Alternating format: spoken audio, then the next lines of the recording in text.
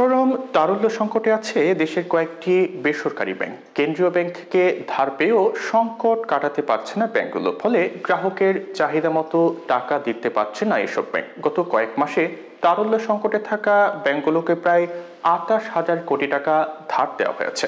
তারপরও কেন গ্রাহকরা তার নিজের জমানো টাকা ব্যাংক থেকে তুলতে পারছেন না? জাতীয় দৈনিক কালের কণ্ঠ তাদের এক প্রতিবেদনে বলছে যে সম্প্রতি সরেজমিনে সংকটে থাকা কয়েকটি ব্যাংকের শাখা পরিদর্শনে গিয়ে গ্রাহকদের অতি প্রয়োজনীয় টাকা না পাওয়ার বেশ কিছু চিত্র চোখে পড়েছে। রফিকুল ইসলাম নামের ড্যাফোডিল ইউনিভার্সিটির এক শিক্ষার্থী তার অসুস্থ বাবার দেওয়া চেক নিয়ে ২ মাস ধরে ঘুরছেন। তার বাবা মিরপুর ১০ নম্বর একটি বেসরকারি ব্যাংকের গ্রাহক। নিজের সেমিস্টার ফি ও বাবার চিকিৎসার জন্য ২ লাখ টাকার চেক কোনোভাবেই তিনি ক্যাশ করতে পারছেন না।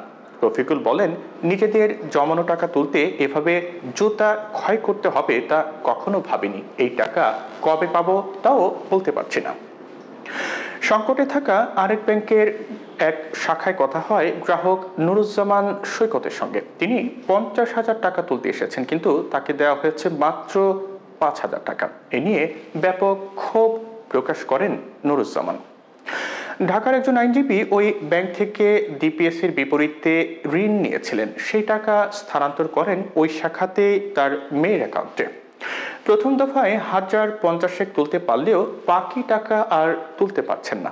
ব্যাংকের শাখা ব্যবস্থাপকের উদ্ধৃতি দিয়ে ওই আইনজীবী জানান যে সবাই একসঙ্গে টাকা তুলতে আসায় এমনটি হচ্ছে। ওই আইনজীবীর মতে হাজারো গ্রাহক এখন বেশ কয়েকটি ব্যাংক থেকে জরুরি দরকারে নিজের অর্থ তুলতে পারছেন না। এমনকি কিছু ব্যাংকার যেমন নিজের বেতনের টাকাও তুলতে পারছেন না, তেমনি এসব ব্যাংকে স্যালারি অ্যাকাউন্ট থাকা অন্য প্রতিষ্ঠানের কর্মীদেরও টাকা পেতে নাজেহাল হতে হচ্ছে। সোশ্যাল ইসলামী ব্যাংকের ব্যবস্থাপনা পরিচালক ফোরকানুল্লাহ কালের কণ্ঠকে বলছিলেন যে বিভিন্ন প্রয়োজনে প্রতিদিনই মানুষ টাকা তুলতে আসে। আমরা এখন সব গ্রাহকের পুরো চাহিদা পূরণ করতে পারছি না, তবে সবাইকে কিছু না কিছু দেওয়ার চেষ্টা করছি।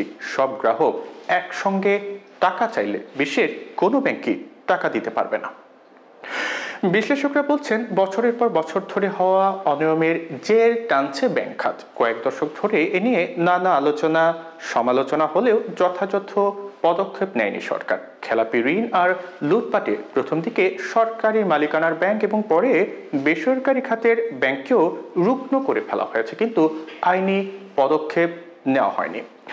বিভিন্ন সময় নানা কথা, নানা উদ্যোগের কথা শোনা গেলেও তা কাগজে কলমে রয়ে গেছে। তাদের মতে ব্যাংকগুলো টাকা ফেরত না দিতে পারার দায় এককভাবে শুধু ব্যাংকগুলো নয়, বাংলাদেশ ব্যাংকের উপরও তাদের দায়িত্ব বর্তায়। কারণ লাইসেন্সদাতা প্রতিষ্ঠান হিসেবে আমানতের সুরক্ষার দায়িত্ব নিয়ন্ত্রক সংস্থা।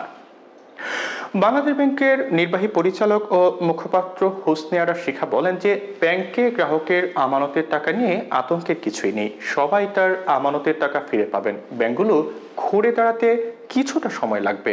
অপ্রয়োজনে বা এক ব্যাংক থেকে টাকা তুলে অন্য ব্যাংকে রাখার প্রবণতা না কমলে সব গ্রাহকের টাকা একসঙ্গে ফেরত দেওয়া সম্ভব নয়।